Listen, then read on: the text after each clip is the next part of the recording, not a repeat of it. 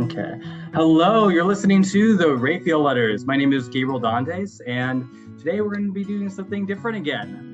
Today, I'm going to be interviewing a guest speaker named Elizabeth Stevens. Say hi, Elizabeth. Hey, everybody. Thanks for having me. Yeah, so I'm pretty excited about this. So last time we discussed the cell phone with my friend Jeremy Keong, and so today we're going to be discussing the body. And specifically, so the letter that we're discussing is the music of the body. So that there's kind of a rhythm in the body, and that there's a wholeness that we're all seeking towards, right?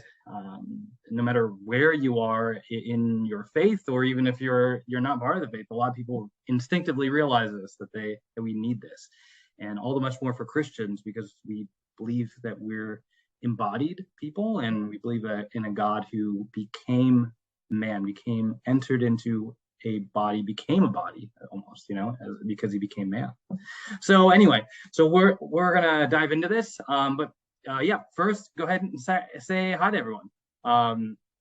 So a little bit about myself. Yeah. So tell Elizabeth, tell our audience a little bit about you. So what do you do? Where are you from? All right. So I grew up pretty much in Central Florida, or Tampa Bay, really, but I live now in Central Florida. And I'm a coordinator of youth faith formation for my parish here in Central Florida. So I work with children and families, preschool through 12th grade. And I also help children and teens preparing for their sacraments, as well as Vacation Bible School and other duties, sometimes not otherwise specified, right? That's the life of being a parish, being in the parish role. But I also am a certified independent health coach, which allows me to minister in a totally different capacity, which has allowed me to find health in my own body, but then has allowed me to create health with others. And so, between my job as a coordinator of faith formation and then as a health coach, I feel like I get to really serve people in both physical, emotional, spiritual realms. So, yeah. Yeah. I thought that was particularly intriguing about you, that you have this, I guess, kind of aspects. You have an understanding of the human person from different aspects, and so I wanted to certainly hear your thoughts on this letter. And so for the audience, so how it's kind of funny, but I want to hear your perspective on it. How do we meet? Yeah, we met through the World Wide Web, Super So random. part of my, I feel like part of me as a human being, and I think part of just humanity in general, is connecting with others. And so me too. I was kind of Facebook creeping, I guess, on different people that, were, had similar interests and values and beliefs, and came across your profile, and I was like, oh, this guy seems like he does like some pretty cool work. He's Catholic, I'm Catholic, and I was like, I'm just gonna add him as a friend and see where things go. And then heck, you and I started chatting, and then before long you're like, hey, I think I actually might be able to, have something that you might be of interest in. And I was like totally interested, because I was really enjoying listening to your Raphael letters. So it was a really cool kind of happening. So were you listening to the Raphael letters first and then heard about me? No, I hadn't. Okay. I had not. Now I had I think what happened was I added you on Facebook, but then before I really knew who you were, there was a suggestion of so how Facebook knows everything, right? Yeah, it's like, and then they were like, oh, have you heard of this? And I was like, no, I haven't. Yeah. So then I started. Yeah, like so many of those. Yeah. Yeah. So I was kind of suggested to check it out, and then when you had mentioned it to me, I was like, oh yeah, this is something I've actually started checking out. So yeah. So So yeah, so I guess we found about that, and then you asked me about one of the letters that I had, and yeah, that's how I first even really noticed your profile at all on Facebook, and I was like, oh yeah, she's a DRE, and, yeah, and health coach and everything. Oh, maybe she might have some insight on this, but yeah, so I'm no pro, but I definitely have experiences, that's for sure. yeah. So tell us just a little bit more about you then. So what's the thing that's really bringing you some excitement in your life right now? Honestly, the biggest thing that brings me excitement is family. Mm, And I love being able to see my family, being able to spend time with my family. I lived far away from family for many, many years. And so I'm very fortunate that I'm within like an hour or 2 hours of my family. So I have two nieces, and one is happens to be my goddaughter, which is, of course, like extra, extra special. But it's family that really brings me joy. mm, I feel very called, as as a mother, spiritual or biological. I'm not really sure where the Lord is calling me. mm. But I mean, yeah, I guess. I mean, I know where I feel called, but at the same time, I'm very open to a lot of things, as we talked. But I really love that sense of motherhood that comes from being an aunt, and Mm. really being able to spend time with my nieces, um, and sharing the faith with them, or just loving them. Um, yeah. So family is probably the biggest thing that brings me the most excitement. Nice. Yeah, So, that's awesome. I'm jealous. I've been away from my nieces. I have like three nieces who are in Jersey, and I've been on in California for several years now, and I haven't really been able to see them. So I'm going to be seeing them in like a month or two, and I'm actually super excited about that. oh, that's awesome. It's important. Yeah, yeah, Yeah, yeah. family is everything. So what's your favorite angel and why?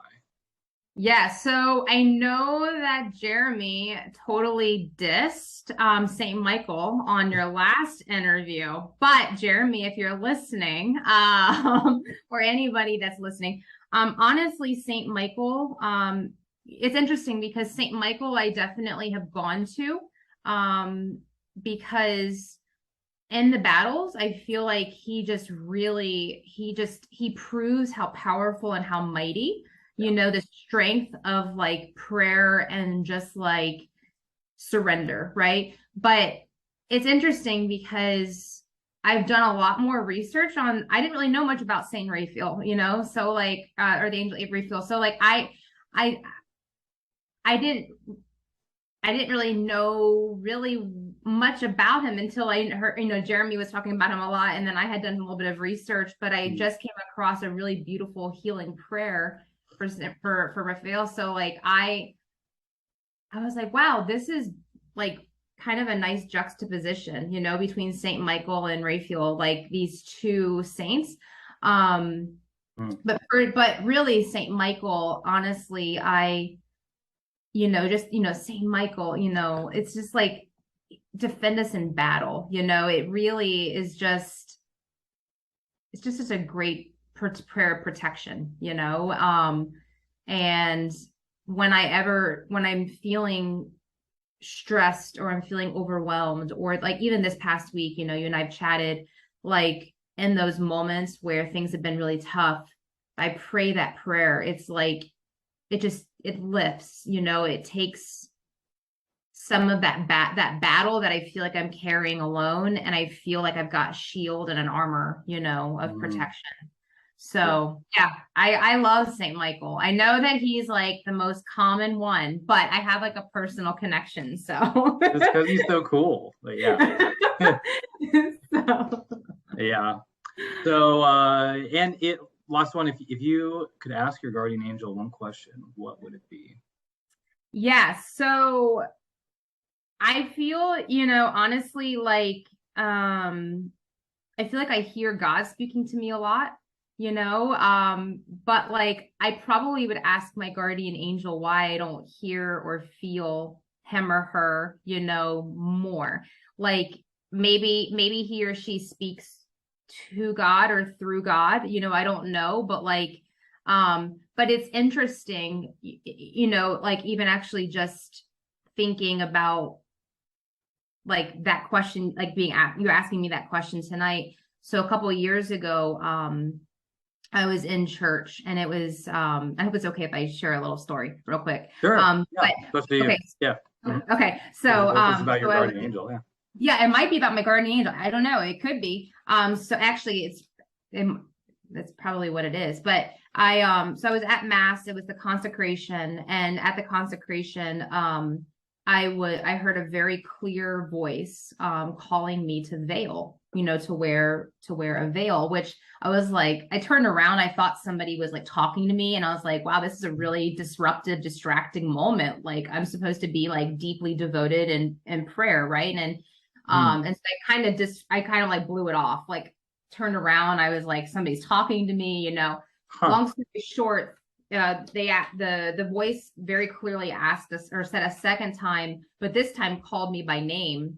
They were like, Elizabeth, you need to veil. And I was so troubled by it because I turned around again. I was like, who the heck is talking to me? Like I must have looked so nuts, in mass, literally in this really serious moment of mass, and I felt so, I'm like, I kept saying like, Lord, I'm so sorry that I'm so distracted, but like, I said, okay, I hear you, but like, let me get back to mass, it's kind of important, and, but then it was a third time, Elizabeth, long pause, you need to veil. And I didn't really understand what that all meant, but it was a feminine voice, very clear as day. I've never heard that voice ever before. So that was a very real, very like kind of raw moment. And so I went to communion, I went back to pray, and I happened to glance up and a woman walks by me. I'm in the front row. Never seen her before, I've never seen her since. And like she had the most beautiful veil on. It was white. And like, I don't know like who she is. I didn't see her after mass, nothing. So whether I actually saw someone or, there was a person there, but it was like this just beautiful like perfect timing that I happened to look up and like see like a visual of like someone was trying to convey to me like something very powerful. So I went home and I did a lot of praying and discerning on like, why veil, why now, why me, how am I worthy enough to do this, and really looking at the significance behind it. And really the veil, if you're not familiar with the veil is, a way to, kind of center yourself, focus yourself towards Christ, kind of very much like when a horse is in a field and they put blinders on the horse, in a race or something, it's so that they're not distracted. So in essence, wearing a veil, back in the day, it was for modesty, right? To protect, to show your like, your humility and your low, lowness, surrender, but like it really is a surrender and a focus as well, to really orient yourself to Christ, which as soon as I read that, I was like, well, that was not coincidental timing. Then that was all happening during the consecration, right? Because like that was like literally highlight, hello, Jesus is the focus, that it was right during that time. So a couple of months later, so a couple of months later, a couple of the kids were asking me, well, Miss Liz, why are you what is that thing that you're wearing on your head? And so I took the opportunity to kind of share a little brief story about it. And one of the little kids raised their hands, and little kids have the most beautiful, innocent, they're just so sweet. And this little second grader was like, Miss Liz, do you think it was your guardian angel that was talking to you? And it's so funny because like I've not ever really thought about it really since then. But I very well could have been my guardian angel, but going back to that question, I've never heard that voice since. So it's interesting. Like, I don't Yeah, know. yeah. So for a couple things. One, I think it's so easy to distinguish between like the demonic voice that we hear and God's voice, because Yeah, that one is so dramatically opposed to God's voice. God is affirming, God is loving, right. he's merciful. He doesn't shame us. He loves us and he encourages us. He's still like we're convicted in something wrong. There have been a couple of times in prayer where he in a very loving way he was like, that's no, no. Yeah. And I didn't feel shame. I felt guilt and I felt freedom in that. And the Hmm. opposite is with when I hear, sometimes and there's the difficulty. Sometimes it's our own thoughts. It's Sure. hard to always tell, but yeah, sometimes it's these intense bits of shame where it's like, well, where's Mhm. that coming from? Yeah. And we're going to talk about shame later because that's part of the body and everything. It's part of the struggle. But so I think it's difficult to know like what came from our guardian angel, because our guardian angel and God are like that. You know what I mean? Like the guardian angel is perfectly working with God's will. Yeah. So he's supposed to be invisible, like not just literally, but like you're supposed to hear Christ. He's kind of like Right. a like always pointing to Christ, as it were, like this is what Mhm. Christ is saying and trying to like illuminate that, you know. Yeah. So yeah, that story's amazing though. That's beautiful. Thank you. Um, Yeah, it definitely yeah, shook me to my core, and that was a very big turning point in my faith, and in my spiritual journey, which is kind of going into like what we're talking about tonight, mind and body and spirit and all of those things, because it was really in that moment that I felt a deeper sense of calling to Christ and to my faith, and a deeper awareness and connection to the inner workings, from yeah, inside and out. So, yeah. yeah, sure. So yeah, and the cool thing about that story too, you're obviously talking about the veiling the body. That's kind of what we're talking about here, which is so I think a little bit appropriate, because first of all, I never thought about that, like you're like it's kind of like those horse things, which is crazy. Like I've never thought, like especially because as a man, like I've never had the opportunity and I probably won't, because but I kind of wish I kind of wish that was a thing now, because I'm like, yeah, sometimes I get distracted, Yeah, uh it but yeah, definitely is.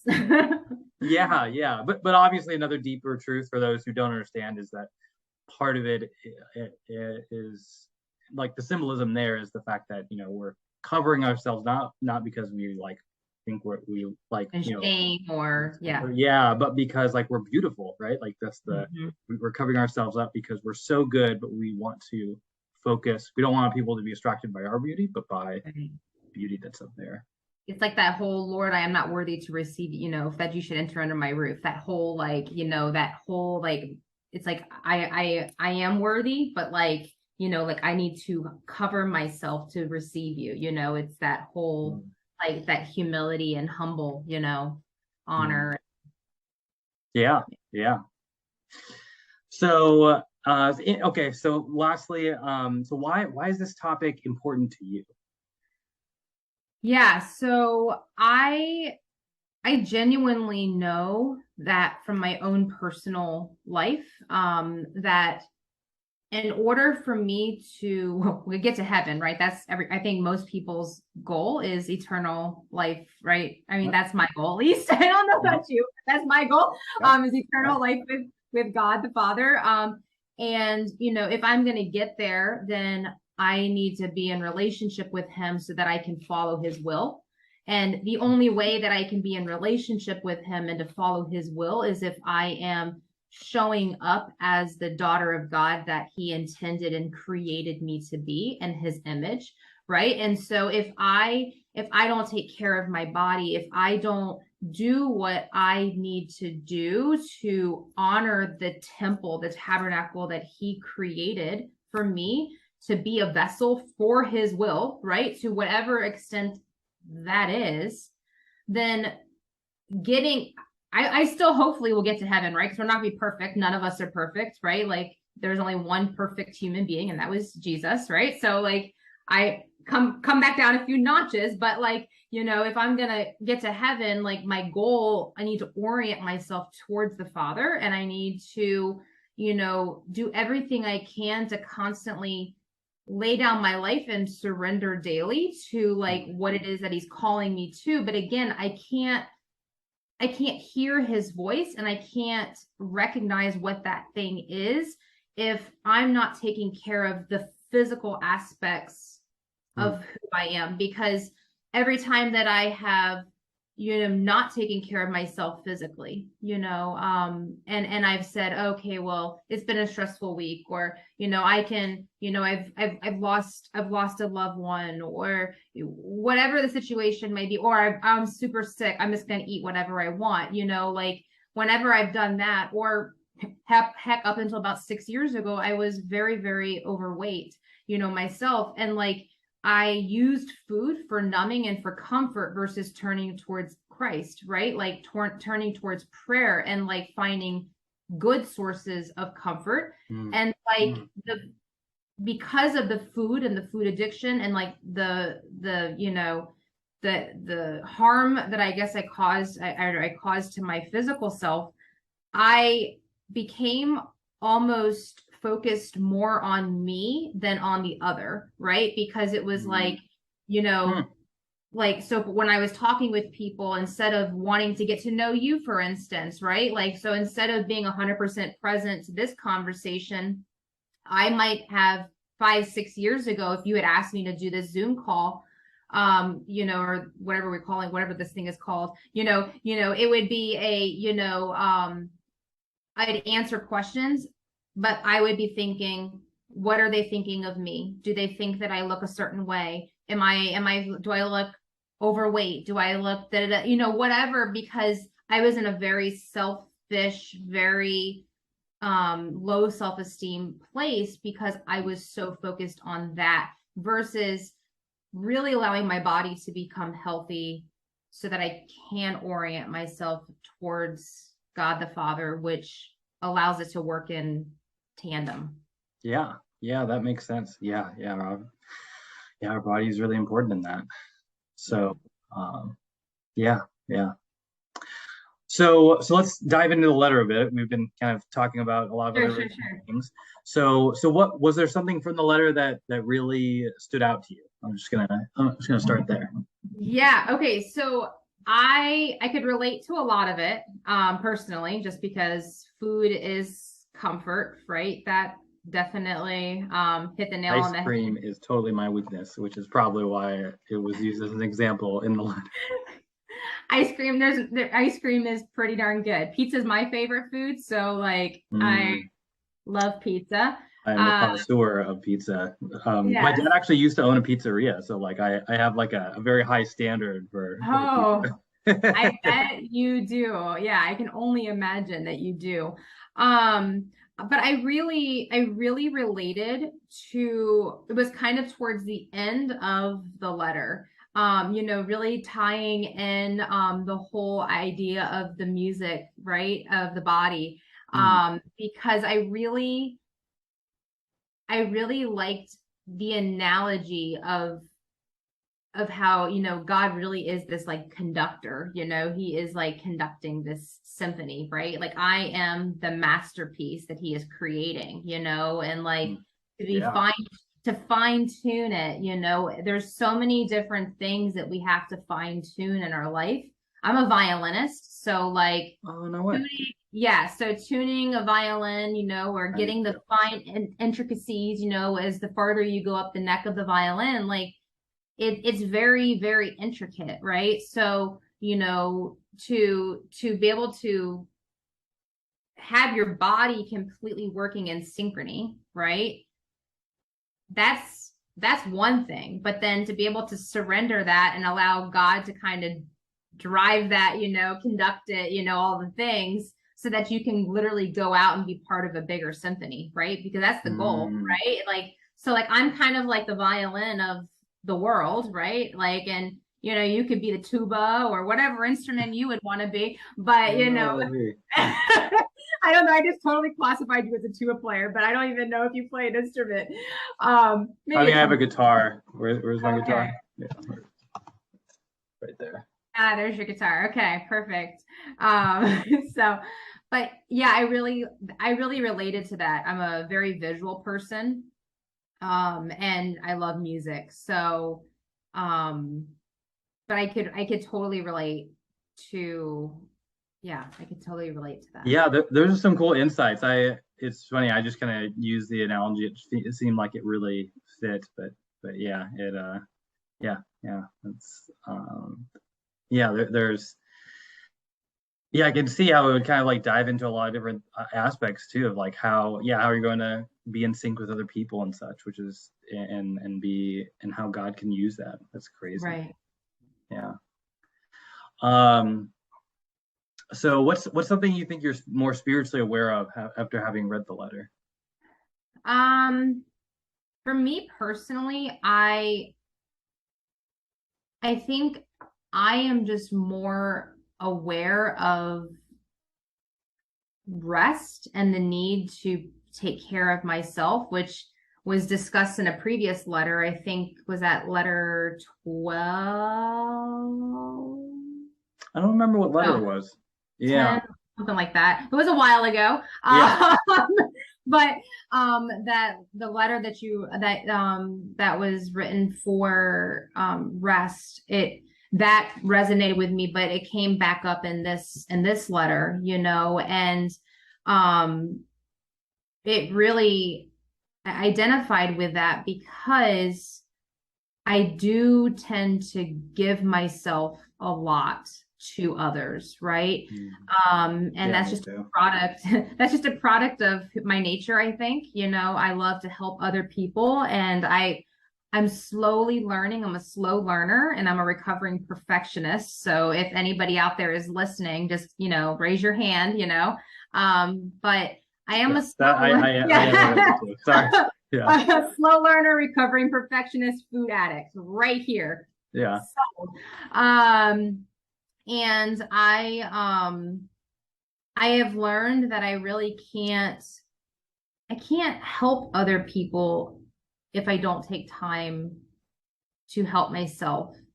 And so I've really had to learn how to like leave work and like come back to it later, or to to recognize that like although I may want comfort food, right? Like that may not be the thing that actually brings me comfort, So like Yeah. even this past week, because I've been going through a lot, I texted my own personal health coach because every client coach has their own coach, right? So like I have my own accountability.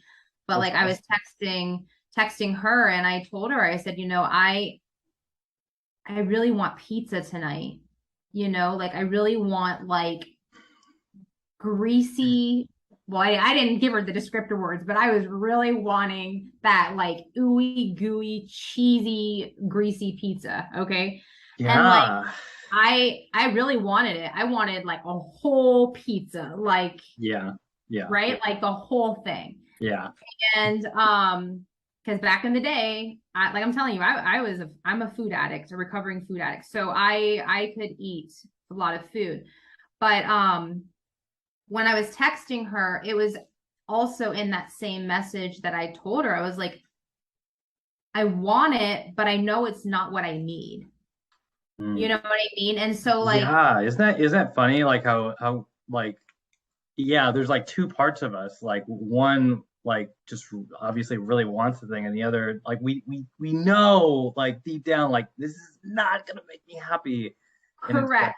Yeah, yeah. and so I had to like and it's probably taken me 5 years to get to that point because before it was like impulse control. I want it. It's going to satisfy me, but then I'd have it, and then of course I'd physically feel sick, right? Probably sleep horrible, so because of the fat and the grease and the carbs and everything else, yeah. And then like Of course, and then I'm gonna wake up the next day and be like, well, I blew it. I might as well blow the rest of the weekend, or blow the rest of the day, or today, or eat the rest of the pizza if I didn't eat it the night before, or whatever, you know. And then it just puts into a tailspin, because now there's that shame, right? Because not guilt, right? Because I don't feel guilty for eating because I enjoyed that pizza, but the shame that comes from the consequences, right? Like the shame that is being put on me because that's the evil one, right? The evil one wants me to feel shame for like doing something that harmed me, that did not do good, right? Because then what happens? I'm going to want to do more of the thing, because I want to try to fix that, right? So I'm going to find more things to pleasure myself or to comfort me, you know, in whatever way that could be, which is why addictions or mind and body are so interconnected, you know? And so for me, like, I texted her. She was like, well, can you make a healthier option? And I was like, I'm not in a place to want to cook tonight. So like, I actually totally scratched the whole pizza idea. I ended up making like chipotle shrimp salad. Like I had a salad and I threw grilled shrimp on top. Right. Like, nice. So, I mean, it's, you know, it wasn't a pizza, but it fueled my body. It satisfied the hunger, right? And like it was easy, so it was comforting in the sense that it didn't take a lot of brain energy to have to prepare the meal. And so it's really allowing me to be more aware. So yeah, that's fantastic. Yeah, sometimes it's a struggle to know, to I don't know, to make those right choices. Like I'm just like, I'm really looking forward to tomorrow. I'm just finishing up with a like a 30-day like detox cleanse. Nice. Oh yeah, I remember about that. Yeah, and so tomorrow I'm finishing up, but last week I was totally feeling the exact same thing. I wanted, and I'm not allowed to have any alcohol too. And so, and you know, I like to have it in moderation, just really enjoy it. But I really wanted a huge, and like no red meat too. I was like, it's a weird diet, but like, I really just wanted a huge thing of steak and like a scotch and like, you know, and like, oh my gosh, it was hard. It's hard, and And when you get to those places, like, because I know for me, like one of the things that I've learned is like to really go to that place and try to search deep within myself. Like, why do I want that thing? Where is that feeling coming from? Like, what is driving that craving? Because a lot of times it's an emotional need, right? And like most of the time we crave whatever we're craving. I mean, there's so many things that we can crave, right? It doesn't have to be food, right? But like we crave things that we know aren't gonna give us joy, right? Because it's a temporary satisfaction, right? Temporary gratification, right? So like if we can tap into what the real emotional need is, and you know, whatever it was, like, you know, for me, I really wanted pizza because I was exhausted, I was mentally overwhelmed, I was stressed, and like 5 years ago, it was like my brain wanted to jump back to how I would have handled all of that, right? Because when you're in pain, you immediately want to go to numb. You immediately want to go to like just get that feeling comforted, right? Yeah. It's so, like, our bodies are like kind of like crying out in that moment, and we just want to like make it go away. And do you think that a lot of people they do like that they are ignoring those cries of their body, and like, you know, why? I mean, do you think they are? I mean, I know they are. I mean, I know people do, because I have, you know, I still do. I mean, heck, that's why as Catholics we have, you know, reconciliation, you know, or we have, you know, we have other for healing, you know, because we do ignore the cry, you know, we do ignore, and we try to satisfy, you know, with things that aren't healthy, you know, and it pulls us away from what it is we're truly longing for, you know, and what our body truly needs, you know. So a lot of times, why do you think we ignore that? Maybe you're going into that. Sorry. No, that's okay. I think we ignore it because we as human beings want what's easy, we crave easy. We live in a society of everything is immediate. Yeah. Right? Like fast food, fast this, fast, whatever. And so like if you can't get it, you can get it faster someplace else, right? So Yeah. I mean, faster internet, faster, Wi-Fi, cell phone data, whatever, it's like get it better, faster now, and it's like, come on, like that's crazy. Like, I mean, even Amazon Prime has 1 day or 24-hour, less than 24-hour shipping on some things. And it's like, everything is just so quick. So I think we tend to ignore because we want a need met immediately versus being able to go, to be able to stop and be able to like kind of challenge it. There's a and I don't know what the actual, and it's not really an acronym, but there's a having a brain fart, a phrase that I should say that I use as a coach, and it's and I didn't create it, so it's not mine, but it's stop, challenge, and choose. So like the whole mentality is to stop where you're at, in the moment. Why, like, stop it before like you go and immediately gravitate to it, right? So instead of ignoring that feeling or ignoring that cry, right, let's stop, and then like you challenge it. So where is it coming from? Why do I feel this way? Which kind of goes back to like what I was saying, about like what is the emotion behind it. What are the, if I ignore this pain, or if I ignore this feeling or this high or whatever this cry is, like what good comes of it or what harm could come from it, right? Like what are the pros and cons, really challenging it. But then like you choose, right? You make a decision. Sometimes the choices we make have good consequences, and sometimes they have bad consequences. Sometimes you don't know it is good or bad until you made your choice, and then you can say, okay, next time I'm now aware, right? So you may have not ignored the cry completely, but you may not have listened and answered appropriately. But at least you can now go, that cry did not lead to a good consequence, right? So then you kind of go back and prevent that cycle the next time. What would you say to those people who then like fall into like they just kind of go with their inclination of their body, whatever it is, and then they just are just in a really like they're getting down on themselves because of that. Like what would you say to those people who are in that scenario?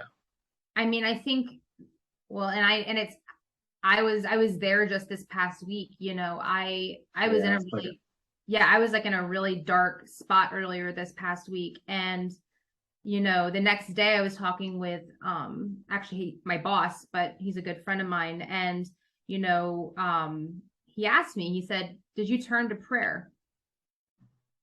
And I was like, I knew that God was there. Like I knew that, and I could feel like the words blessed mother coming at me, but like in the moment, like I was ignoring those cries, right? Like I could hear the cry, like the pain, the stress, the evil one was really deflating me, defeating me, like, and I didn't want to listen, right? So I kept like pushing it away. But I think so many times we get into that cycle where it's like you feel so defeated, right? And like I've definitely been there for sure. So it's like it's just easier to sometimes give in, right, to whatever it is, just to get that noise or that pain to stop, because the evil one will try to convince us, right? Like, just do this thing, if the pain will stop, and then you can worry about the pain later.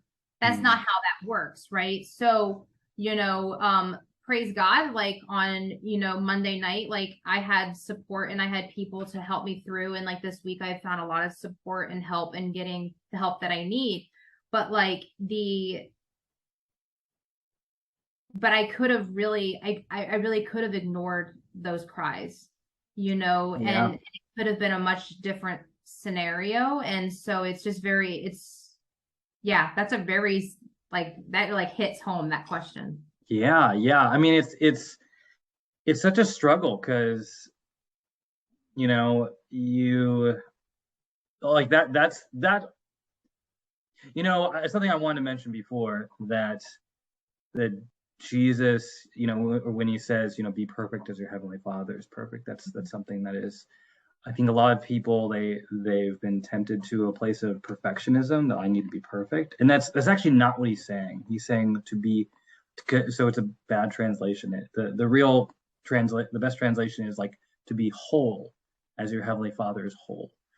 And so what does that mean? That this is it's a constant, that Jesus is inviting us to that wholeness. He's inviting us to that that integrated lifestyle, and it sometimes it's a journey, and sometimes it's a trip, and I broke, and shoot, I either need to go to confession, or just need God's grace to like make me whole again, to make me stronger, and to keep going. And this is like the life of the Christian. Like sometimes it feels like the way, I don't know, like a lot of people just expect that, like, we're supposed to be fine. You know what I mean? Because like, yeah, we've got Christ. So like, like just trust in him and it's all going to be good. And it's like, no, like it's still a struggle. It's still a struggle to be whole.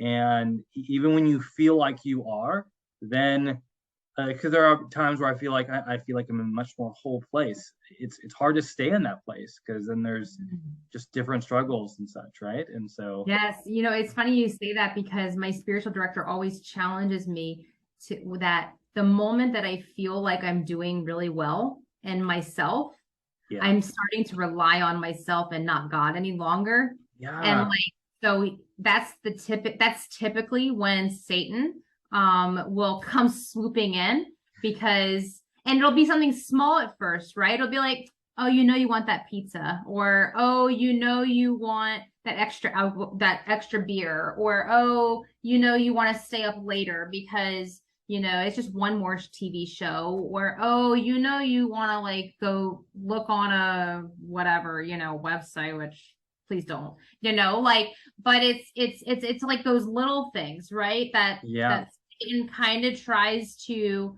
to poke a hole, right? Because working with teens and high schoolers, like the stuff that I hear, that it breaks your heart, that they are facing day to day. But yeah, so it's like, we have to stop relying on ourselves. Yeah, I was just talking to my girlfriend about this the other day, how I realized I was it was a pattern of behavior that I noticed, where I would get to a certain place in my life, and in a certain area, I guess, and that I would go to confession for, and just literally like just when I felt like I was like, yeah, I think I'm doing good now, like, yeah, like immediately afterwards, like whammo, like fall, like totally right on your face, like like biggest wipeout ever. And because it's a fine balance between recognizing, like, that it's a fine balance between like speaking good of ourselves, and also recognizing it's all grace. Like, really, like there's no way I'm able to be the person I am today. Like, there's no way without God's grace. Right. And certainly he's blessed me with lots of opportunities and education and so many things. I'm so grateful. Right. I mean, it's all grace. Like, even the things that like I could possibly say, that kind of is me. No, it's not. Like, it's everything. Right. Is grace. And I think when that, like, helping us to remain humble helps us to actually go forward, and it can constantly, right. And that's what, like, it totally goes back to the importance of the body, right? Because if if we can't recognize like what we're doing and how we're feeling and what we're putting into our bodies or how we're treating our body, there's no way that we can rely on him, right? There's no way that we can follow him strongly, because we're so focused on ourself, right? We're relying on ourself. We are comforting ourselves. We're doing everything for us. We don't ask for help. We don't seek help. We don't, not all those things. And it's like, if we only focused on our body, like as truly a temple, right? And really honoring it, right? There's a reason why like the precious body and the precious blood and the ciborium and in the chalice, are lined, the ciborium chalices are lined with gold, right? Precious metal, right? It's that same mentality of like, what are you eating? What are you consuming? Physically consuming, literally, eating, or mentally, what are you consuming, right? Like, what are you putting into your temple? Is your temple lined with, Big Macs and French fries, and, pornography, or, all these other things that could be really harmful, gambling, all these other things that could just be awful, right? Like that, don't lead us to Christ, right? Or are we putting good things into our body, getting good sleep, eating balanced meals, of course, balanced meals, of course, there's holidays and there's other things, because life is all about balance. But like finding a way to like really honor the one body that we were given, right? So that all of the time that you have from the time that you were born to the time that, you go to enter into heaven with the Lord, like you can make the best use of that time, and so then you don't get to be 80 years old, 90 years old and go, well, I wish I could have, or it's too late now, right? Because that's what most people like say. Their biggest regret is that they didn't do more then, right? They didn't do what they really wanted then. And it's like, you can't go back, right? You can only go forward. And so like, no matter where you are, it's absolutely an opportunity like today to decide, like, even if it's like one thing, but to decide like, what can I do today to honor like who I am, who God made me to be, so that I can see and hear him just a little bit clearer, right? So that we can be more in union together, Yeah. So for those like, wanting to know how to hear him more and hear our body more, myself included, really, this is a, continual growth that I'm entering into. So I remember I mentioned a couple of things in the letter, like exercise, food, sleep, relaxation, fasting, of ways that our body is crying out to us. Can you think of a couple other or any others that come to mind for you, where that you realize like your body's crying out to you, just to like help our those listening, and for us to figure out more like what is our body saying? You know what I mean? Like different ways that I turn to, or like when I feel like when I'm hearing the cries, or like, yeah, like specifically, like what are some specific cries like in your physical body that you experience, where you're like, I think my body's telling me I shouldn't be doing this thing, whatever the thing is, yeah.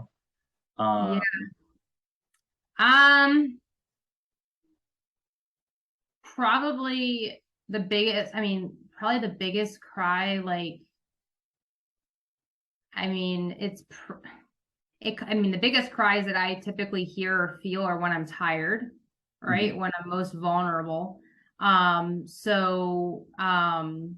Typically the cries I'm called towards are comfort. So like, definitely not nutrition, right? I don't know if that's kind of where you're getting at. I'm having like a brain fart at the moment. Yeah. So like some things I didn't mention, which I kind of wish I would have, but like for instance, like anxiety is one of them, right? Where like our like something, what is going on in our body, like our body is. So this one Christian counselor I'm a huge fan of, his name is Adam Young, Okay. and he talks a lot about how our bodies they're dysregulated, you know, Oh, right. and so like what are some of those situations where they're dysregulated, and where our bodies are crying out to us like stop, so a lot of times for anxiety, sometimes I'll experience it and I'll realize like whoa, like what have I been going autopilot on that I need to slow down and like reattune with myself and with God and refocus. You know what I mean? That's usually that whenever I'm feeling anxious, for instance, I realize, wow, my body is being affected by my soul because I'm a body soul person, right? Right, And right, right. because my soul is not focused on Christ, I don't have that. You know what I mean? So I Hmm. was wondering if you had any other thoughts like that. Yeah, I mean, I know for me personally, like I find myself on autopilot a lot, and I think that's why I got to where I got this past week, and complete just broke down, I mean, the stress and anxiety of everything, my body had been saying for weeks like slow down, take a break, pause, all these things, and I was ignoring it, I mean, in some sense I've asked for help or reached out to people or have expressed certain things, but I just kept pushing and pushing and pushing through, saying, "Oh, I'm fine. It'll pass. This will pass," and ignoring it. Ignoring those little subtleties. Of I'm really tired. I'm not getting good sleep. Yeah, yeah, I'm just feeling more irritable. I'm getting, people might I might get more annoyed easily, or I might not respond in the most loving way, that I can, or the most pastoral way, mm, um so it's those, it's not to make an excuse, right, but it does definitely shed light on like those are signs, right, those are signs that like the body is crying out, like mm, you need to take a step back, you need to pause, it's definitely like you said, like Adam Young used the word dysregulated, it's not, something's not functioning properly, yeah, yeah. so Yeah, and yeah, it takes some courage and some discipline just to kind of wait in that place with God. Yeah. mhm. So I remember, um, uh, so oh yeah, have you ever you had that where because you mentioned like sleep, like not getting as much sleep as you would like and such, and so why do you think that usually is? Probably because I bring my work home with me like a Oh lot, or yeah, I work like not like literally bring my work home with me, but at the same time I do. Like I've tried to create boundaries within myself, but like at the same time, like I have the ability to check my email outside of work, or I have a communication system that parents can communicate at all hours of the day through, and it's like I don't have to respond and sometimes I don't, but like it's like I never give myself that break, and then at the same time like I push myself so hard that like it's hard for me to stop and rest. Like it's hard to actually decompress. It's hard to sleep peacefully because I'm working so much and I'm yeah, stressed so hard, stressed and stretched so hard and far that like I can't I can't rest, yeah, yeah. you You know. ever get that like from the letter, I'll sleep when I'm done kind of thing, Yeah. or there's like, I can sleep when I'm dead too, which is Yeah. Yeah, I've said that said before, that. and I realize how foolish that statement is. You know. Yeah, and I did that for with Vacation Bible School this past summer. Normally I have a and I had a ton of help. I had such a great team for Vacation Bible School this summer. But like, whether it's in my health coaching business or in, working at the church, like I always have this mentality of like push, push, push, push, push, push. I can sleep when, and it's like, or I can rest when, and it's like there's never a good time. Like you have to take the time. You have to make the time to like actually rest, because if not, like you're playing catch up, you know, and then it's too late. And then it's at the cost or the expense of somebody else or something, you know, like takes a toll. You know, you ever find it interesting? Like sometimes in the New Testament, like Jesus is pretty harsh, like, you know, like raising the bar majorly, like love your enemies, as you know, forgive those who hurt, you know, forgive the it's in, you know, a lot of different things like that, right? He's like really raising the bar.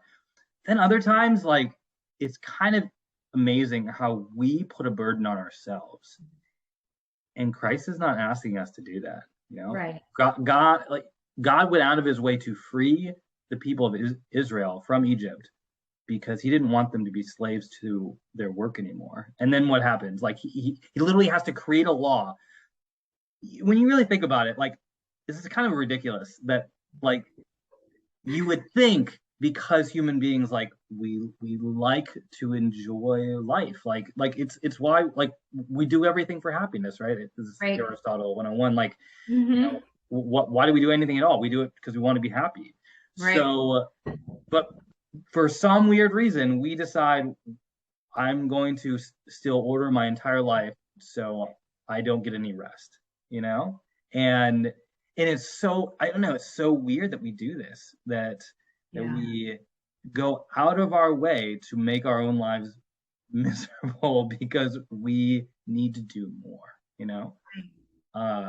It's so weird, you know? And then it affects everything, right? It affects our relationships. It affects our family. It affects our ability to be present. It affects, you know, affects our finances. It affects our health. It affects all of the things, right? Like it's crazy, you know, it's absolutely asinine that we do it to ourselves. Yeah. So okay, so let's go on to the other thing, which is working out, right? So what do you think is preventing people from doing that? Well, me personally, I hate exercise. So yes, I said that I'm a health coach and I hate exercise. No, I actually love moving my body and I love motion. So one of the things I always tell my clients is like, you know, healthy motion's important, right? So if you're getting healthy motion by parking your car extra distance to walk into the store, like you're getting movement in, and movement itself is good. So like, I think that the reason people don't like exercise is, one, is it feels like it's a forced thing that they have to do, right? So anything that you feel like you have to do it, you're naturally going to rebel against it, right? Which in some sense is probably why the 10 Commandments are so hard to follow, because it's like, I don't like, why? Like, hello, I'm going to challenge and argue all of those things, right? Like, thou shalt have only one God. And then we go, you know what? I'll go to mass next Sunday. Or like, you know, football's more important. And it's like, whoa, I just broke that rule, you know, like, you know, whatever the situation might be. But I know for exercise, a lot of it does come down to desire, right? Like, what is the motivator? What is the desire of the heart?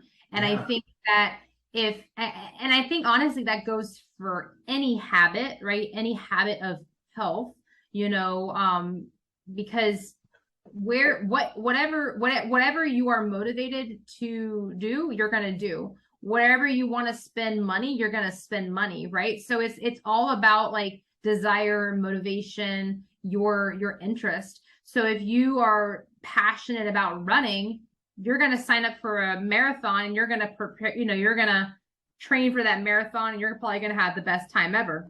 If you're not a runner and you've never ran before in your life and you really don't want to run, but your best friend's doing it and you're like, all right, I guess I'll try. Like, you know, you're probably not going to be as motivated to do that thing because that's not something that excites you. Right. It doesn't come from that intrinsic place of like, like I really want to do this. So right. Yeah. So I think like exercise, like forming a healthy habit, like I think it starts super small, right? Or I know it does. I know it starts super small. So it could be you know, one of the things I tell my clients, you know, I said, one of the suggestions that, I'll give them is like, between every commercial, if you're watching TV, if you're a couch potato, between every commercial, because there's always commercials, stand up, and like stand during the commercials, or, like during the commercials, walk from one side of the room to the next, because even if you're not motivated to exercise, everybody can walk 10 steps, right? Like, and then if you can do 10 steps, then you can do 10 more steps, right? So it's really creating that habit of desire, right? Because if you find the win, if you see the gain from doing something that's easy, like, oh, well, if I can do that, I could probably walk up the block and back, like that's no big deal. Or, oh wow, I actually enjoy walking. I want to try jogging now, or, oh man, there's a 5K or a marathon, Disney marathon. Cool. I'm going to train for that, whatever the case may be, because now you've built a habit of movement versus saying, I don't like exercise. Exercise isn't for me, right? So it's really taking where you're at and not beating yourself up, right? So, you mentioned how, everything that we have and we are is built on grace, right? So I always talk about giving yourself grace, when you're starting something new or you're building a new habit, because if it's a new habit, chances are you're not going to be very good at it. Yeah. Right. And sticking to it and being consistent, it's going to be really hard, especially if it's like, if I'm a couch potato and I'm like 100 pounds overweight, and like I wake up tomorrow and go, I'm going to go to the gym every single day for 45 minutes and I'm going to get on that elliptical. Well, I might be motivated day one, but by day two, I'm probably going to be hurting and go, I'll take today off. I'll go tomorrow. Right. Then tomorrow comes and you're like, I've already missed a day. I already missed a day. Like, and I'm really hurting today. I'll go the next day. Right. So now you've already missed 3 days, right, of no exercise. And then your brain goes, see, told you couldn't do it. Versus if it was just like you're a complete couch potato and it's like, all right, my goal right now is to get up and between this 55-second commercial, right? Because you got to love Hulu where it's like 55 seconds or a minute, 30, whatever. You got a minute. So from here to there, you're going to see how many times you can walk back and forth, or you're just going to stand, right? Just stand in one place, because it's a matter of movement. Like you're getting up and you move. And if you think about it, if you're a couch potato, which I was a couch potato, so this is not a sorry, anybody out there listening. I am still a couch potato. I love the couch. It's one of my favorite places. Or a bed potato. I'm a bed potato too. But when you think about it, when you go to stand up off the couch, you're essentially doing a squat, right? So like there is movement to like getting up and down. So if you think about it, in a 45-minute TV show, you probably have 10 commercials, right? Like at least. So like you probably could be doing like almost 10 squats, which if you're sedentary, that's more movement than you've done probably all week, right? Like it's really a matter of taking that mentality of exercise away, and it's creating a mentality of how can I move my body to honor who I am, right? Really creating good habits. Yeah. And I would think like trying to make it coincide with your like the desires that already exist there, right? Yeah. Like something I'm hoping to try to do, not for a couple of reasons, but I've been trying to. Running is, I don't know, I get sick of it after a while, and I'm just like, why am I doing this again? So, but I am thinking about doing something like, so I used to be into jiu-jitsu and like boxing and such, and like I feel like that's like something, I don't know, it's kind of fun almost. It's like a game for me, and so that's something I'm thinking about doing. But that sounds exciting, you know what I mean? Whereas running like every single day, I'm like, I don't know, So And I also used to do windsurfing. Actually, I still do windsurfing, but Oh, that's cool. whenever there's actually wind. So I say used to because I know there's not a lot of wind outside. So, but whenever there's actually wind, then I'll go outside and go to the lake and do some windsurfing. But but yeah, I try to make sure I do it because I know I like it and I know it's exercise, and so yeah, I know I will not regret it if I actually get my butt Right. out there and do that. Sometimes the difficulty is that it's like like my flesh would rather stay and play video games, and just Mhm. but I know I will be like, wow, I'm so glad I did this, if I Yep. have to do that. Yeah. And yeah, yeah. So yeah, maybe like for our audience, like trying to find something that like that what's something that they like doing. So it might be a little bit difficult. It might be like that. Might be difficult to like get out the door, Right. but what's that thing? It could be yard work. It could be gardening, it could Yeah, be going for a hike. It could be taking your kids for a bike ride. It could be walking to a park, feeding the ducks. Like it could be, it doesn't have to be anything extraordinary, because it's just about taking care of yourself, and doing something intentional. I think that's a lot of it, right? Is intentionality. Why the why behind it? Like, why are we doing this in the first place? Are you working out because you feel like you have to, or because you want to, right? Like the desire is there to actually want to, because most people don't like working out. If you ask, even like professional like athletes, they'll tell you they don't like working out. They know they have to, but they don't actually enjoy working out, hmm. right? Yeah, yeah, So, yeah, yeah. That's interesting. Yeah, mhm.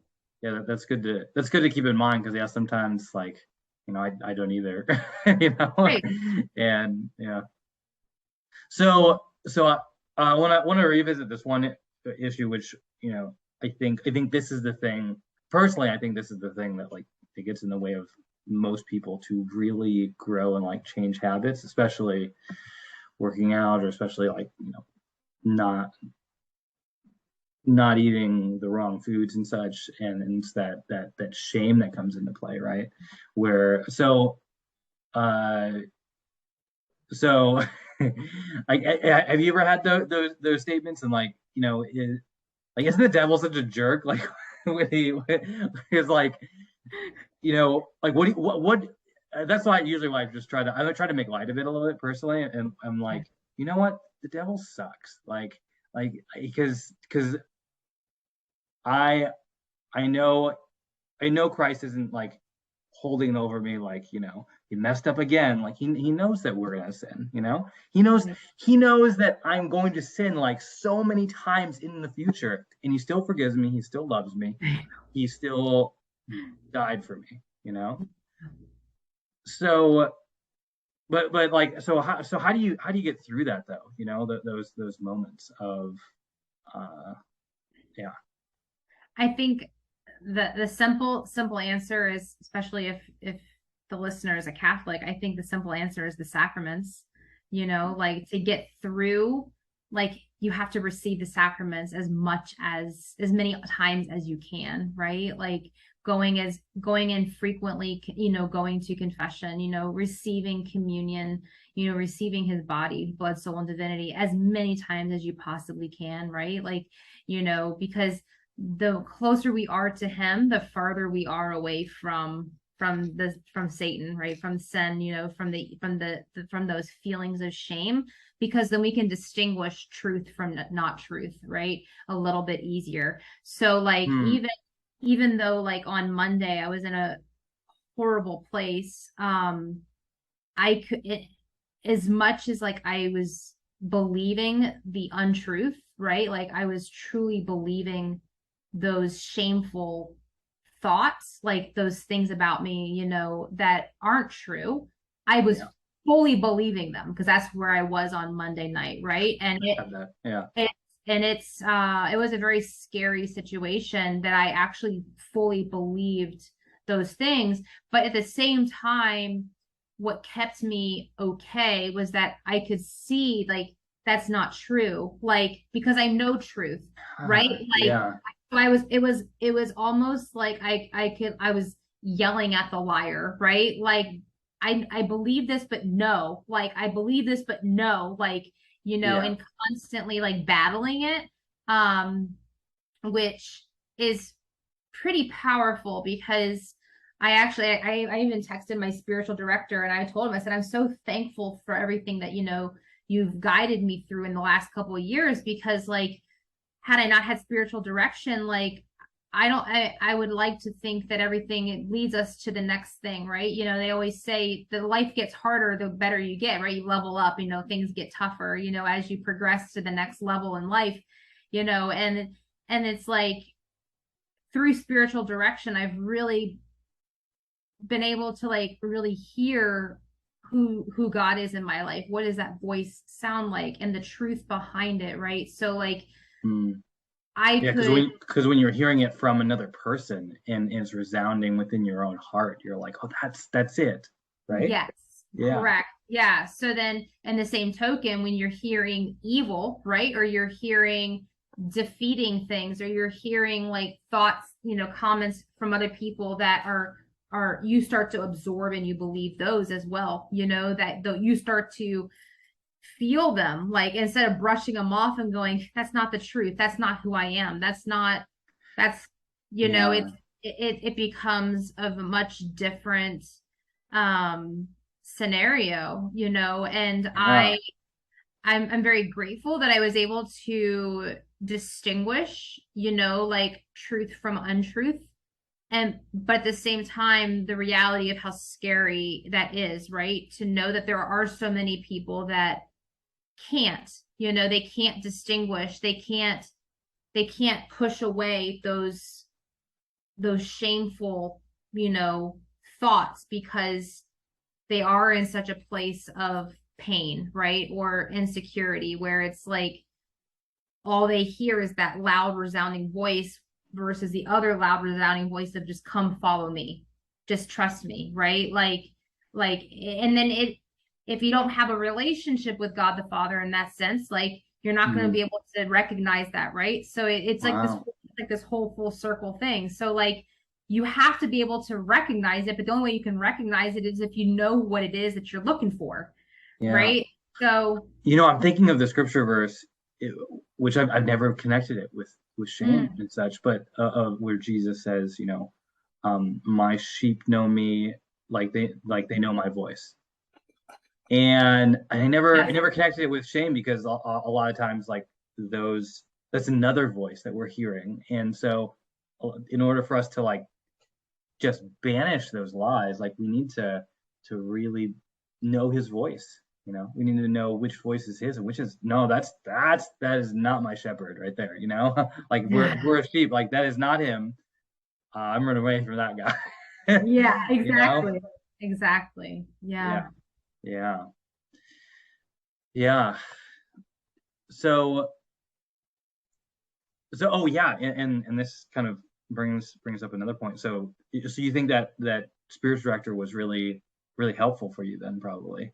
Yeah, I really, spiritual direction, is a lot of people don't really know what spiritual direction is, and is it for them, or, there's spiritual directors in all faiths, so a spiritual director is anybody that, can guide, that it typically goes through some type of training, right? So they're not a therapist, they're not a counselor, but they're someone that is knowledgeable in the faith, knowledgeable in theology, or knowledgeable in, growing and diving deeper into spirituality, right? So like, they can help you figure out your path, your journey, but it's not that they're telling you where to go or what to choose, but they're giving you, they might give you resources or things to think about to help you be able to understand who God is a little bit better, right? So for me, my spiritual director, the whole reason I sought out spiritual direction was because about 2.5 years ago, I was at a place in my faith where I was like, all right, Lord, I feel like I've done everything that I can on my own to get where I am. And I know that I'm not called home yet, right? Like it was like this, Mm. like, so I obviously have more work to do, but I'm at a loss as to what that is. And so I was satisfied with my relationship, but at the same time, I kept feeling called to more, called to a deeper relationship, but Mm. I didn't know how to get there or what that looked like. So it took someone to help me kind of tap into what it is, you Yeah. know, to to to define that relationship that I was seeking, you know, Mm. to So challenge it. Yeah. so it sounds like that having that, you know, that that person to be a voice and that accountability partner like was really, because that's also I assume what he is kind of too, right? To Yeah. and did I thought I remember you mentioned like you have a couple other accountability partners in your life. Is that right? Yeah, so I have a health coach, and then I have like my business coach, and then I have my spiritual director. Hmm. I have a therapist, of course, and then my doctors and so forth. So Yeah. I have a lot of people, you know, that you know, are they all have a specific role, and they hold Hmm. me accountable, you know, Y- to how do you think you would be if you didn't have any of those people? well, I know that I'd be trying to rely on myself, and I know that I tried to do a lot of that recently, and it didn't really get me very far. So, Yeah. so I know that you know, my health coach and I, we don't talk like we did when I first, you know, was starting out on my health journey, because now, like, I've been doing this for 6 years, right? So, like, at this point in time, it really is now my responsibility to seek her if I'm struggling or if I need accountability, right? Like, she'll check in on me, but I don't need her to follow me around and make sure, you know, that I'm doing what I'm supposed to be doing, because at this point, like, I know what I need to be doing if I want to do the best thing for me, you know, and Mm. but you know, but having that person, even if it's one person, but having somebody that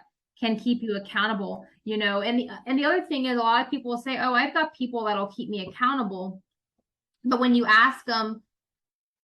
if when you ask them about like their partner that is keeping them accountable, then you get into some interesting questions, because it's like, oh no, my accountability partner doesn't challenge me, you know, my they only, it's like, well, no, you know, Like, your what's the coach, point of the accountability part if they don't keep you right, like accountable? your coach, therapist, your doctors, your help, you know, whatever, spiritual director, like, yeah, they're your biggest cheerleaders. You know, they want what's best for you, but at the same time, their job is to also offer different insights, right? Different perspectives.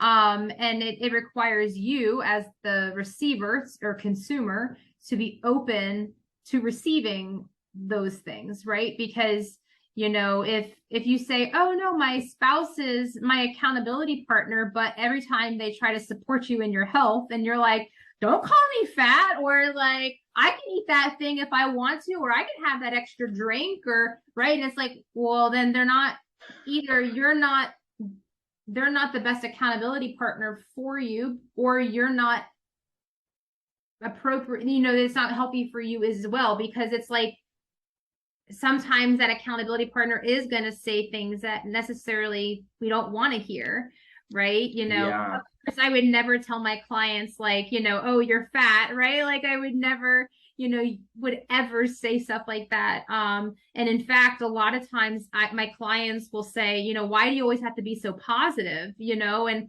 I said, well, a lot of times I'm trying to find the silver lining, right? You know, trying to find the win, you know, because even in like some of the toughest days, you know, like, me or my clients, like, we are already criticizing ourselves. So sometimes, like, the accountability partner is to go, hey, but what did you do really good in that moment, right? And Mm. then if there is a struggle, have you ever thought of it this way? You know, getting a different perspective. So it's not like you're wrong, I'm right, you know, type of a scenario, but it's more of that partnership, you know, working together. So, Mm. Mm. Yeah. Yeah, I see that. Um, okay, let's shift gears a little bit because we were talking about health and exercise and such. Is well, I mean, we're gonna continue to talk about health, but like, so this is about like sleep and such, right? And getting like the mental rest that we need, right? Yeah. So do you have a morning routine at all? And I don't know, do you think having a routine is kind of important or? Oh, I think routine, and I would say even if it's an unhealthy routine, most people have routines Oh, because we're that's true. human, we're human beings, I right? never So thought about even, that, but yeah. but yeah, so one thing I always tell people, like, even if it's not the healthiest, if you typically do the same things every day, that's your routine, so it's a matter of maybe shifting it or changing thing, fine tuning it, right? We talked about fine tuning it, but for Yeah. me, yes, I find a routine very, very important. I mean, my morning routine is the same every day. So I literally get up, I make my bed. My bed is the first thing that I do every morning. Some people say, why make your bed? I'm like, well, if nothing else goes great today, I know that when I go to get into bed, my bed is going to be, tidy and like ready for me to climb into, Yeah. Have you heard that Um, that talk about I think it was a talk. it was a military, I forget what his name was, but Yeah, I do my bed too, and it's like takes like less than 5 seconds. Like so yeah, quick. I mean, it's yeah. yeah. To me, it's always been like, to me, that's like my first win of the day. It's Mhm. so small, and so many people will say it's not that big of a deal, and I can climb into bed without making my bed. You're right, you totally can. But there is something about at the end of the day when I walk into my bedroom, like, and my bed is made and it's tidy and my room is clean. There's something about walking into that space that feels safe. It feels, oh, I can breathe, because like no matter how disorganized or dysregulated, right? Even dysregulated, my body, my mind might be, at least when I go to climb into bed, my bed is put together, right? So like then Yeah. I can close the day with organization. Like so I start my day and end my day basically the same. Um, but then I typically make my coffee, right? Have my morning coffee. And just starting really back recently today, actually, is getting back into my morning devotion. That was a Nice. recommendation that was given to me yesterday. I used to spend a lot of time doing morning prayer.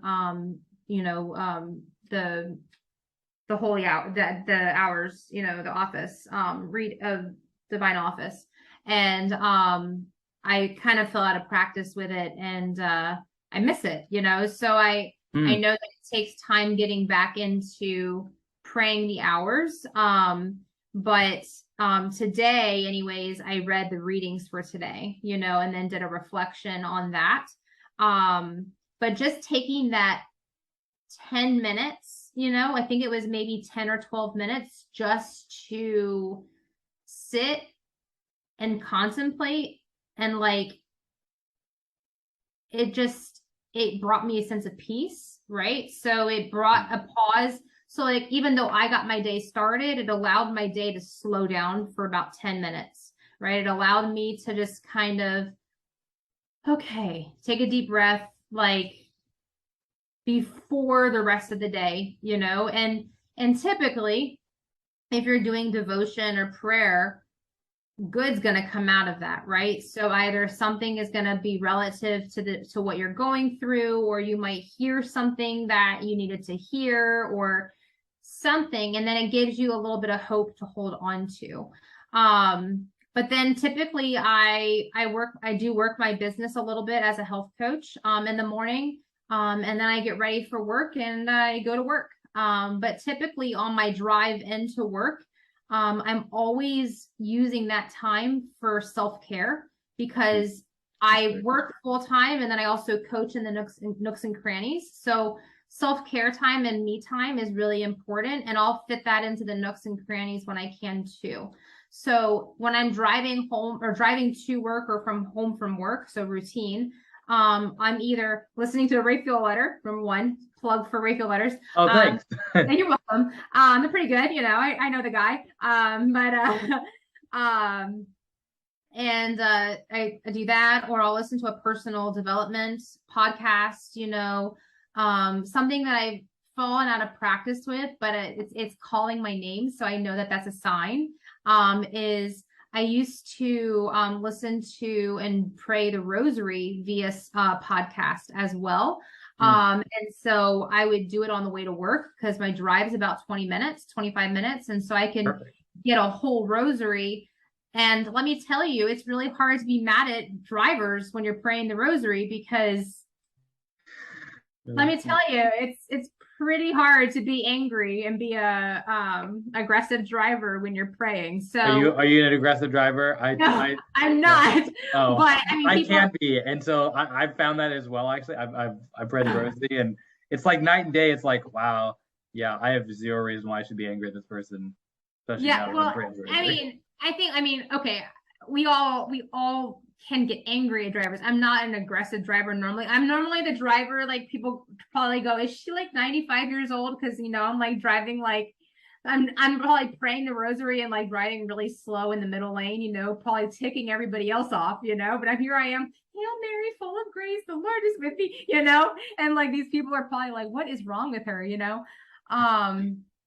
but I do. And then sometimes routine in the evening is reversed. So, I spend all day serving and giving to people and talking and sharing and all the things that a lot of times on my drive home, I will listen to music occasionally, or most nights I'll listen to music, but sometimes I'll use the drive in silence, really, for just more contemplation, or for just what are the inner workings of my heart? Like, what is going on? Like, what do I need to process? What do I need to talk about? I've also tried to use that time in my routine to catch up with people that I've not talked to in a while.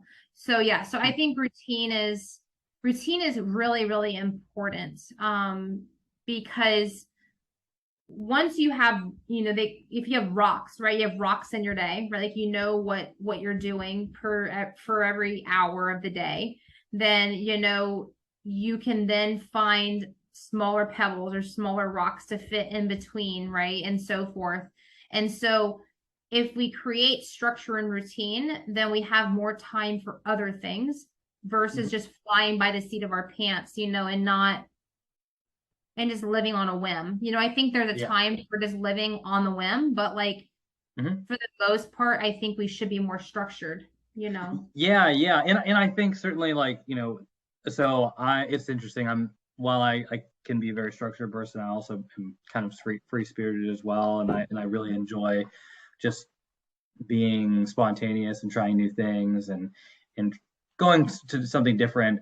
But, even in this, like, while if you don't have, I don't think you need to have, like, the exact same thing every single day, but having something where you're like, this is my space, this is my, I think, like, making sure you have that is so important, because if you don't, then it's going to be really easy to lose your center, to lose being centered on Christ. Yeah. And even if it's like, if you're listening and you're like, well, I've got 5 kids and I never have time for myself and I can't create a routine, it might mean that, like, you give up your late night TV show for 30 minutes early to get to bed 30 minutes early, so you can get up 30 minutes early before the kids get up, right? So then you have that quiet time in the pitch dark, like maybe you just sit and you start drinking your cup of coffee before the alarm goes off to wake up the kids, right? So, like, for me, that's honestly when I create my time. Like, my time is like 5:30, 6:30, like until about 7:30. That is my time. So I typically am up, and like, I may not be 100% awake, right? But like, that's my time to do with whatever I want with it, right? Like, if I want to watch a TV show, that's my time. If I want to read the Bible, or read a book, or if I want to pray, like, I've given myself that permission to have me time for like that time specifically. So like it doesn't have to be a lot. It could be 5 minutes, but just giving yourself that routine, right? Like that one moment to just, breathe. Yeah. Yeah. Yeah. That's yeah. And it's in those moments where we're really able to hear our body and then hear God's voice and such, right? And I remember this is something we mentioned the other day where it was, yeah, it was one thing that really, yeah, it was something that really stuck with me, what you said of like how listening to your body allows you to hear God's voice as well, right? How do you feel like that has been the case for you in your life? Like how is listening to your body helped you to hear God's voice?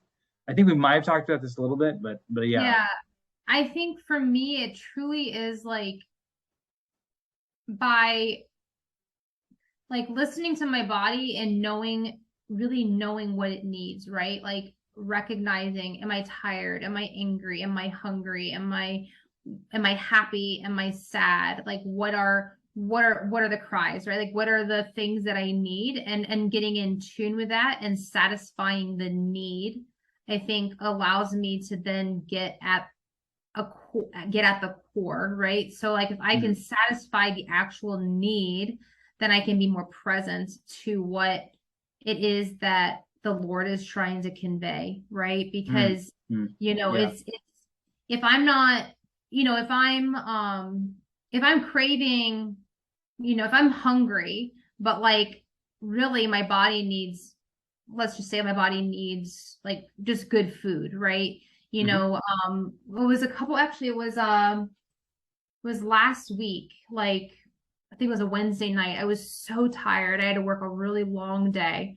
And I was on my way home and I was like, oh, I just want to stop and get something. And I was like, no, you have food at the house. Like, you don't need to stop and get something. Like, go home and make something. But mind you, when I got home, it was already like almost 10 o'clock. It was like 9:30, 10 o'clock at night. And I was like, I'm starving. I'm angry. I'm tired. I'm stressed. I'm blah, blah.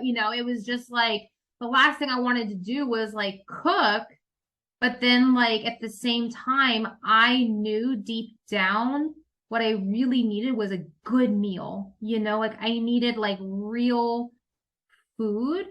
And like I used my air fryer and like cooked a really awesome piece of fish and like made some vegetables, and like it was crazy how satisfying that meal was. And like when I sat down to eat that meal, I know it sounds crazy, but I almost could feel like peace and reassurance of like real comfort, right? Like I was satisfied. And to me, it's like, okay, Lord, like, yes, like that is what I needed. That is, I was able to kind of recognize that in that moment, but like, I think when we can do that more often, it allows us to orient ourselves to the good, right? So like the more that we do, right, to follow what he has ordered, right? Like for us, like he gives us free will, but he desires us to be with him forever, right? He desires us to be good, to make good choices, so if we constantly are trying to work towards that goal or that aim, then we're in the direction of him, right? But if we're fighting against it, or we're going, no, I don't really want that. I want this instead. We're leaning the other direction, right? So we're falling away. It's harder. The farther away you get from orienting yourself from Christ, the softer his voice gets, right? Like, it's like the more that we can be more in tune and aware of what we're doing within ourselves physically, I feel like it just totally opens us up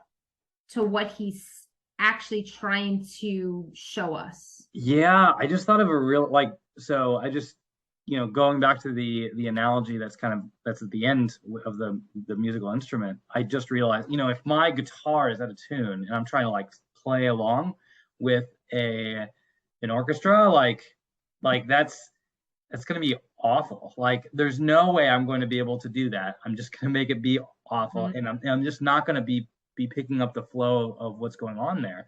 But if I'm able to intune that, then it's so much easier for me to be like, oh, this is what's going on.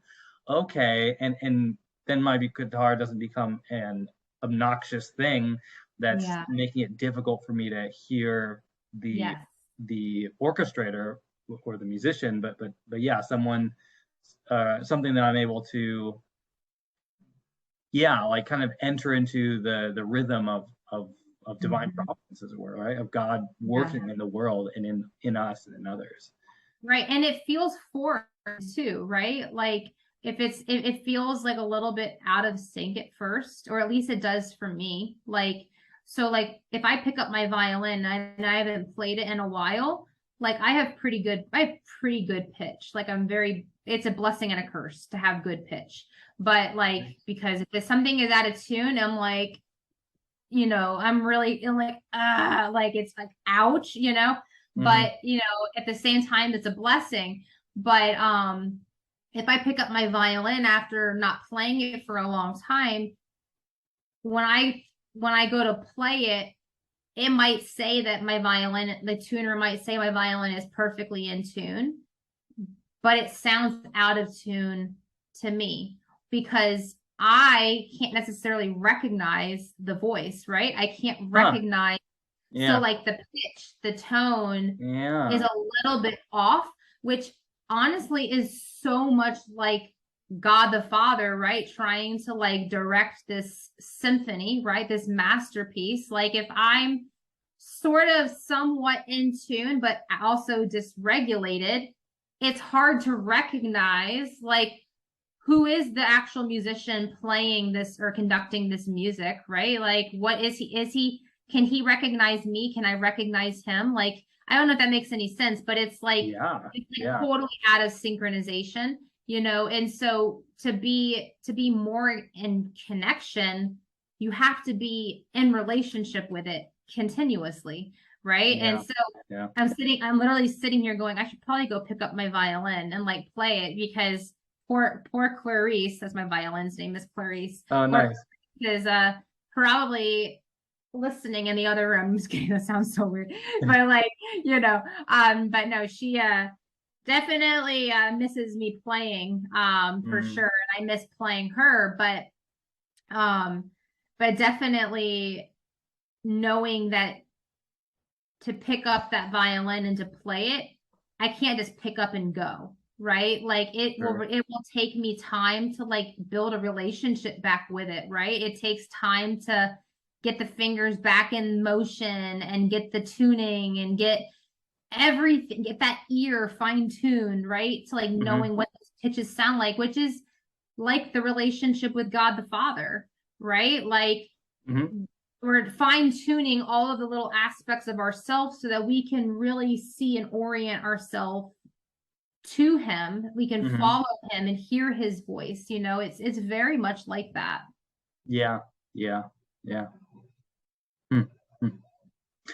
Well, cool. I mean, hopefully we can yeah, I mean, hopefully I can do that and we can do that in our lives. I certainly pray that I can.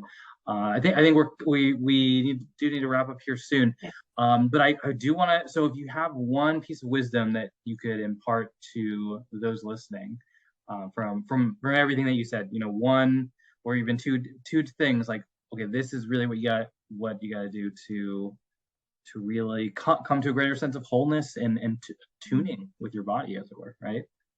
Yeah, I think I'll go with two things. We'll start with body, right? Yeah. So body, I think that, if you're listening, I think it's recognizing, not necessarily what you want, but what you need, right? Your body, Mm. like what does the body need? Yeah. Um, and that really helps for in the moment, like when the impulses kick in or the temptations or cravings kick in, like what is it that my body actually needs now, like in this moment, versus what do I want, right? Because that's a very different place. My second piece of wisdom would be more towards the mind, right? Like the spirit, connecting to, faith. And like, if no matter where you are, in your relationship with God, if you don't know God, and maybe you're just curious and you happened upon this podcast, like it might be I want to know more, right? Or who is God, right? Like asking questions. But if you have a relationship with God and maybe you're desiring a deeper relationship, it's what can I do daily to recognize that he's there, or to make him known, So I tell my teens all the time, like, even if you have no time to pray, right, every day, just looking up towards heaven and recognizing and paying respect, right, out of reverence of like, God, I know you're there, right? Like that to me is like orienting ourselves towards that whole, that spirit, that mind, that whole connection. And I think if both of those are fine-tuned, then they come kind of naturally together. So that would be my advice, is like, you can't do it all at one time. So, picking kind of one place to start, but like by working on one, the other will slowly fall together, and allowing that whole, music of the body, that orchestra to really sound beautiful. Excellent. Yeah, I'll definitely keep that in mind. It's something I've been thinking about lately, and I'll continue to think about how, like, what my body is saying.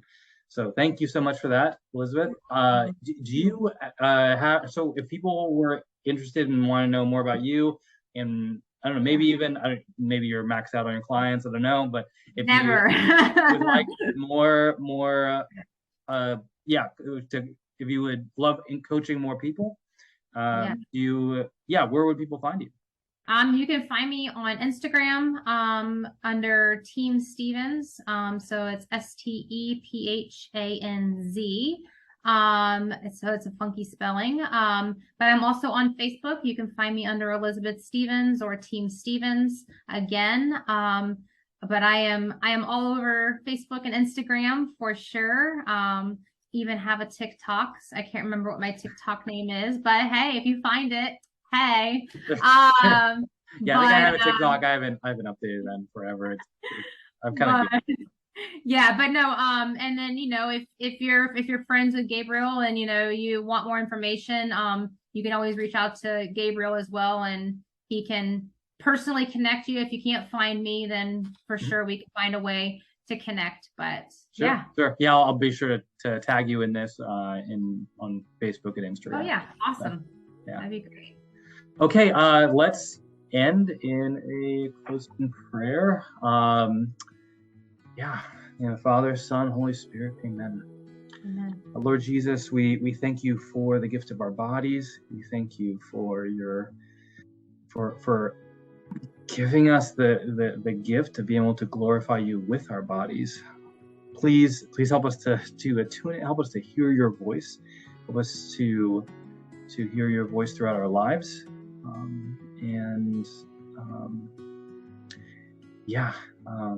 Please bless us in our missions of what we're called to. We ask for our guardian angel's intercession as well to help us in this battle, battle against the evil one, and this battle for glory, to enter into your glory, to be filled with it. So we pray, oh God, who you're in your unfathomable providence, please send your holy angels to guard us. Hear our supplication as we cry to you, that we might always be defended by their protection and rejoice eternally in their company. Through our Lord Jesus Christ, your Son, who lives and reigns with you in the unity of the Holy Spirit, one God, forever and ever.